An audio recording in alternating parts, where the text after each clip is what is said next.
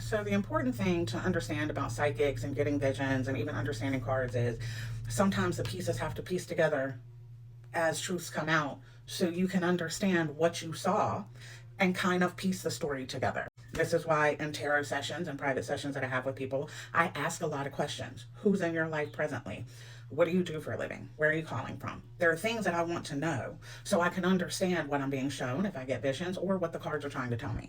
And I did the same thing with Nolan Wells' case, but I don't have anybody to ask questions. I had no one to ask details. So I can only make assumptions off the things that I've saw. But with the things that have come out does match with what I saw and said. So let's break it down.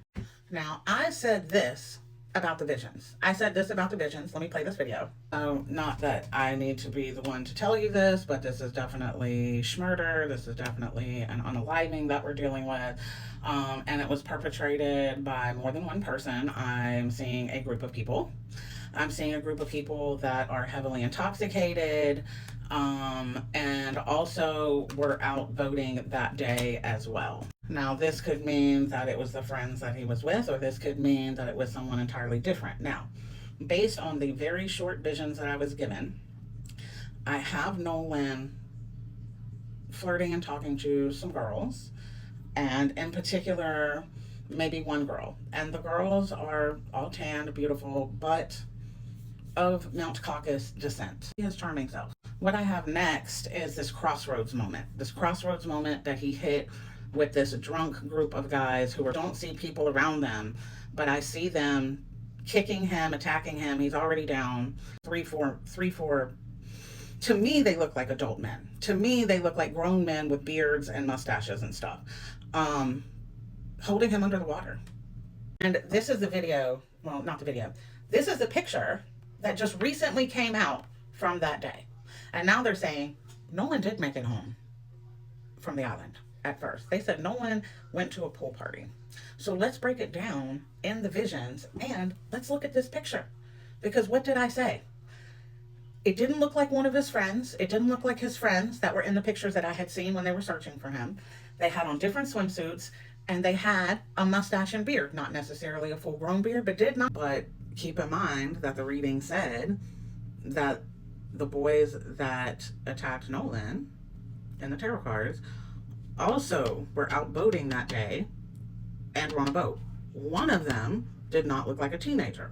One of them looked like he had a mustache and a beard. Not full grown, but like, you know, it clearly did not look like a 14, 15, or 16-year-old to me. But again, in America nowadays, they had on different swimsuits and they had a mustache and beard. Not necessarily a full-grown beard, but did not look like a teenager, looked like a grown-ass man. What the fuck do you see in this picture? Look at that guy. Mustache, beard. Doesn't look, he looks older than anybody else around him. Don't look like a kid. Different swimsuit, looks older, mustache, beard, not super long. Exactly like I saw in the vision. Now in the vision, what I could see around the attack as I'm looking from the POV of different people there. So I can't tell who I am. I can only tell the POV. Some things that I noticed is that there were trees around. The things that the cards pulled up is that there was a heavy amount of drinking, heavy intoxication. And in this pool photo, at the back, it is lined up with beer cans and alcohol. Okay? So that right there goes with the interpretation of being obliterated, intoxicated. I said that it had to do with a girl. That he was very charming, that he was very sweet, that he was a lover, that he was very kind, that he was very flirtatious. And that the story about him going to talk to a girl was true. He did go talk to a girl. He was a young man. This is normal behavior. Now, what I didn't see in visions of the cards, because of course I can't see everything. I'm not a magic 8-ball, guys. I'm not a goddamn magic 8-ball. I share what I see. I share what I can find out. Okay? But we do know that the girl talked with Nolan. Now, the girl said Nolan left with the friends. The friend said Nolan said he was going to hitch a ride with someone else. Do I think that's unusual behavior for kids that whose parents or they own boats to swap boats and rides? Absolutely not. But the key detail that fucked it all up is the fact that they had the phone. They're not the ones that turned it in. They erased his device, and then they proceeded to erase all of their shit. So we can assume this possibly did not happen on the island. But the altercation that I saw on the island, the fight, the people yelling at them, the people walking towards them, and Nolan walking away from the fight, walking away from the altercation. That seems to be true. That seems to be a consensus among friends. Now, when I get Nolan's POV, I am underwater. I am underwater and I can see through the top of the water. So the water's got to be somewhat clear. So the pool theory, the pool conspiracy, the pool stories, the pool texts that have been shared is a possibility. Because, of course, if I'm underwater and all I can see is arms holding me down, a figure with a beard and a mustache and swimsuits underwater that do not match the descriptions of the pictures that I had seen from when he was still missing, from the pictures that were shared of that day, a pool party would absolutely line up with there not being matching swimsuits. The pool party would absolutely line up with that guy that's in the picture. The pool party would absolutely line up with that amount of intoxication. The pool party would absolutely line up with being attacked. Now, do I think everyone in that picture was a part of this? As in the hands that took his life? No.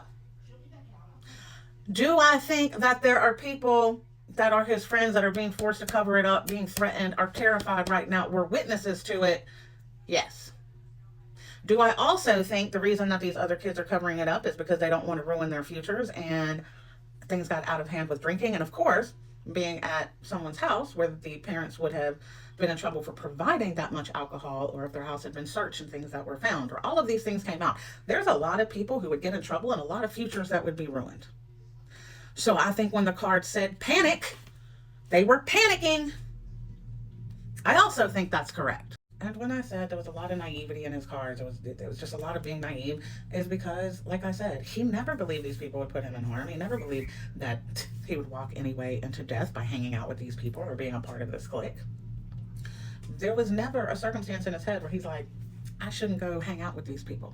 And like I said, he wasn't the super partier, but he hung out with the elite. He most definitely hung out with the elite. The cards showed that. The friends showed that. When I tapped into individual timelines of where they were, I could see, because I can't pinpoint each one. I'm not going through 100 people. I don't have the energy for that. But there's a party that's being isolated. One of the friends is isolating, feeling guilty, can't deal with this amount of pressure and trauma and everything else that they saw that night. There's two others that are just worried about their futures with college and their future with money and the not having their freedom in life. Okay. And then I have his real friends over here that are mourning and grieving and angry. And that's exactly like the card said. It's going to shake up the whole town. It's going to awaken things. There is justice here. 2 different readings, 2 different sets. There will be justice for this death. Do I think it was a racial crime? Maybe not in the aspect of the triple K, but definitely in the aspect of how Mississippi still raises its white boys and girls. Definitely in the aspect of it being in the South, and definitely being in the aspect that this was at the hands of white boys. So to me, absolutely is. So when I said, I don't think it was his friends, I meant it wasn't all of them, for sure. Could have been 1 or 2 of them that were there that day, but it definitely wasn't all of them. Are they all a part of the cover-up? At this point, yes. And it seems like some friends are telling the truth, but a particular eggshell tone, skin variety seem to be silent as shit. And that speaks volumes in itself. Do I think they deleted things off the phone pertaining to the crime? No. Because why would there be anything on his phone pertaining to crime? Do I think they erased everything off the phone to protect them from other crimes they were doing? As in street pharmaceuticals and all of that stuff, underage partying, maybe even things with girls. Text messages, admittance, asking, offering, pictures, all kinds of stuff that dumb teenagers do. Yeah, I do. And I think they're threatening other people who may have been involved, bought from them, partied with them, that we'll take you down to. My mom's in the military, or my mom's in the judgmentship, and we have parents in law enforcement. Yeah, I would have flown that body out too. I would have flown it out too. Now I've had a lot of people come into the comments talking about there was no water in his lungs.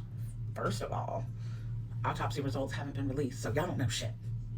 Second of all, they immediately tried to come out and say drowning, as far as the Mississippi Police Department that did the investigation, whatever little that was.